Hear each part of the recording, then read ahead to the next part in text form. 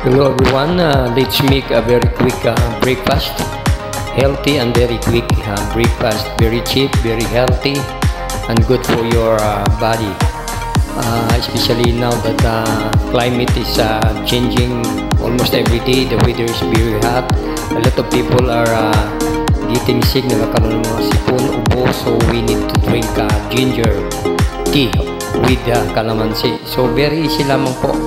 Iwain lamang po natin ang ginger kahit na yung maliliit. We don't need to remove the peelings or hindi na natin kailangan balatan. Chop na lang natin ang maliit as long na hinugasan natin ng malinis.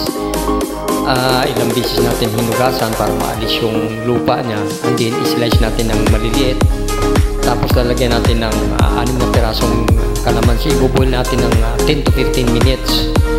Then i-drain na lang po natin. Gagamitan natin ng salaan.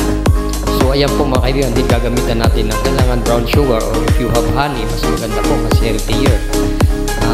Pero sa akin okay na po ang brown sugar. So ayan po mga kaibigan, kung meron kayong mga sipon, sore throat, ubo, maganda po ito. And then i-slice naman natin itong sweet potato and then i-fry natin. Napakabilis lamang po, it's worth only 20 pesos. And then the ginger is 10 pesos. So all in all, 30 pesos ang in-spend natin sa ating quick breakfast or even merienda. Masarap po ito, very healthy at madali gawin. So ganun lamang po mga kaibigan, especially nowadays that prices are going up almost every day. So we need to be wise and be talented kung anong dapat natin gawin. Be wise and kailangan may mga talent tayo pagdating sa mga pagkain na healthy, matipid pero healthy mga kaibigan. So ayan po mga kaibigan, sweet potato with ginger tea with calamansi. So napakasarap po niya, napaka-healthy. Okay, bye-bye everyone and thanks for watching.